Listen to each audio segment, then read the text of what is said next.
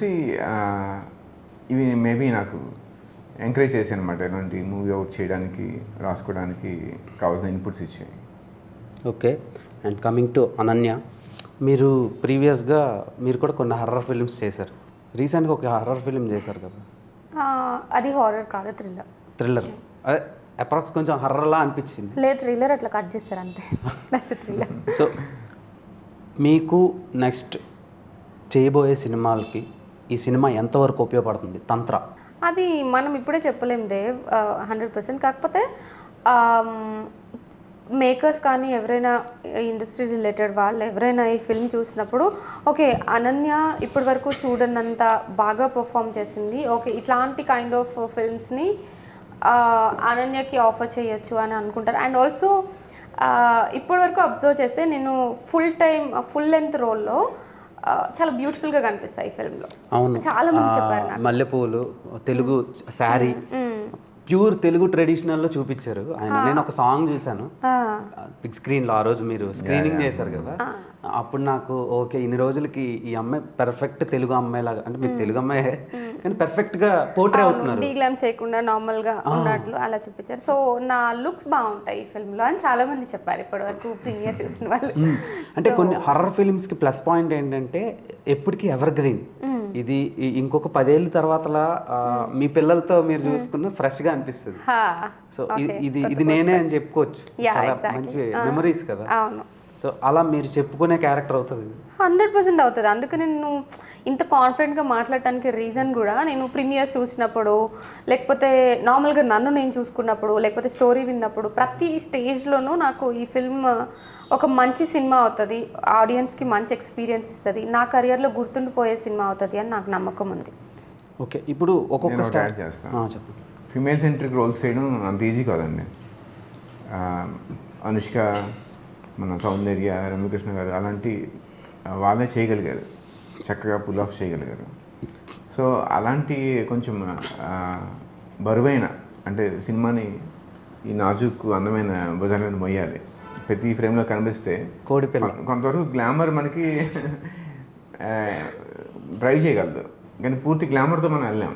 ఒక హీరోయిన్ చూపిస్తూ వెళ్తే సో మనకి పెర్ఫార్మెన్స్ కావాలి, అప్పుడే మనం 3 గంటలు 2 గంటలు ఆమెను చూడగలం.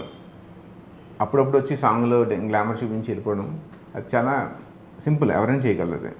కానీ పూర్తి లెంగ్త్ ఉండి మనం పెర్ఫార్మెన్స్ చూపించగలిగే స్కోప్ ఉండి చూపిస్తూ సినిమాని ఆడియన్స్ కట్టిపడేటట్టు ఉంచడం అనేది చాలా టఫ్ టాస్క్, అందరూ చేయలేరు అది. So Ananya did it. So ఈ క్వశ్చన్ ఇద్దరికి బేసిక్గా క్యారెక్టర్ని పుల్ చేయడం వేరు, ఆడియన్స్ని పుల్ చేయడం వేరు. సో రెండు పుల్లింగే కదా. సో అనన్య తంత్ర సినిమాతో ఆడియన్స్ని పుల్ చేస్తుందా when compare to previous films? 1000% pull చేస్తాను. ఓకే, బికాజ్ నేను సినిమా చేసినప్పుడు నాకున్న కాన్ఫిడెన్స్కి, అండ్ నేను నమ్మేది ఏంటంటే ఎంత బాగున్నా, ఎంత బాగా పర్ఫామ్ చేసినా కథ బాగుంటేనే ఆడియన్స్ వస్తారు, సినిమా వాళ్ళని ఎంగేజ్ చేయగలగాలి. సో ఈ సినిమా, ఈ కథ ఆడియన్స్ని కనెక్ట్ చేస్తుంది, వాళ్ళని ఎంగేజ్ చేస్తుంది. వాళ్ళు ఫస్ట్ షో చూసిన తర్వాత మౌత్ టాక్ చాలా బాగా వెళ్తుంది అని నాకు నమ్మకం ఉంది. సో అందుకే చెప్తున్నాను. ఓకే, మౌత్ టాక్ బాగా వెళ్తుంది, పార్టీ ఇవ్వాలి మీరు నాకు. 100% ఇస్తాను. ఓకే, సో డిఎం చేస్తాను ఇన్స్టాగ్రామ్లో. నేను ఒకటి విన్నాను అనన్య, మీరు సర్జరీ చేయించుకున్నారని. సో నిజమేనది? ఆ ఇంటర్వ్యూలో నేను ఎందుకు చెప్పాను? సో ఆ ఇంటర్వ్యూ కంటే ముందే తెలుసు నాకు. జనరల్గా ఆర్టికల్స్ వచ్చాయి కదా. That's not surgery, it's just lip filler. ఒక 1 yearలో పోతుంది. అవునా, ఎందుకు చేయించారు? బాగానే ఉంటారు కదా మీరు. ఊరికే ట్రై చేయాలనిపించింది, చేశాను. It's just like a new hair style అంతే. ఇప్పుడు లేదు కదా, ఇప్పుడు పోయింది.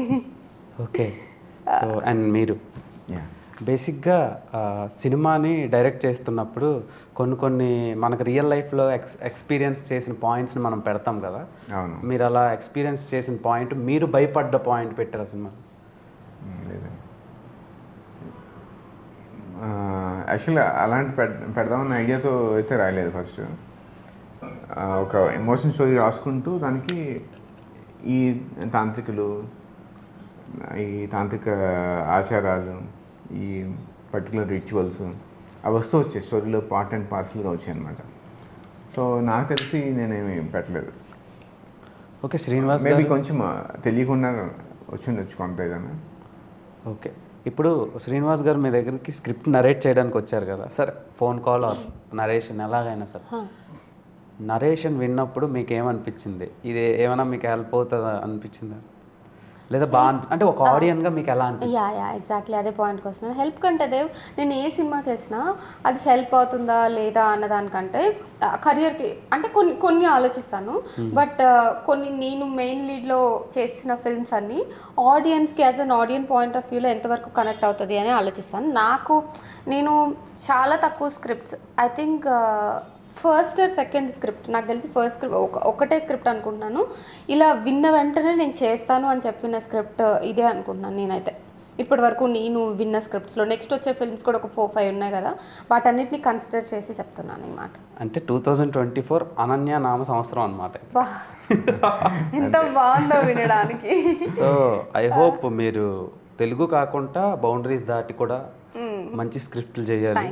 ఒక తెలుగు అమ్మాయిగా నాదొక స్వార్థం అనమాట, ఒక రీజనల్ ఫీలింగ్ అనుకోండి.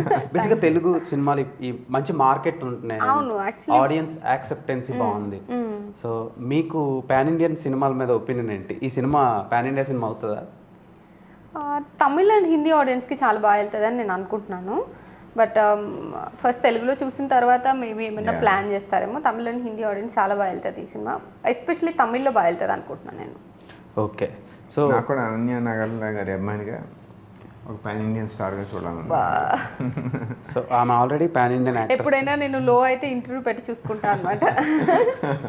సో ఇప్పుడు మీరు ఫస్ట్ నుంచి చిన్నప్పటి నుంచి ఇప్పుడు ఒక యాక్టర్గా చాలా ఫేస్ చేసి వచ్చారు కదా, కొన్ని ప్రొఫెషన్స్ అనుకుంటారు కదా, యాక్టర్ కాకుండా ఉంటే మీరు ఏమవుతుండే? చాలా అనుకున్నాను అందరిలాగానే. చిన్నప్పుడు మరీ చిన్నగా ఉన్నప్పుడు బాగా చదివేదాన్ని కాబట్టి డాక్టర్ అనుకున్నాను.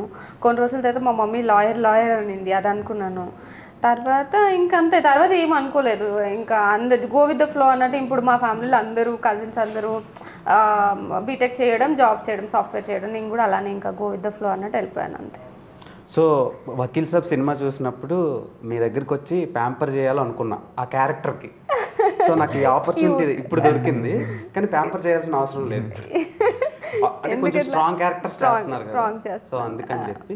అండ్ మీరు సినిమాలతో పాటు ఇంకేం ఇష్టం మీకు బాగా? హాబీస్ అడుగుతున్నారు. జనరల్గా నాకు ఇంకేం ఇష్టం? జనరల్గా అంటే ఏదైనా పర్టికులర్ వర్క్ మీద మనం కాన్సన్ట్రేట్ చేయొచ్చు అనిపించే? ఎక్కువగా కాన్సన్ట్రేట్ చేసేది నాకు ఫిట్నెస్ ఇష్టం, యోగా ఇష్టం, చాలా ఇష్టం యోగా. సూపర్.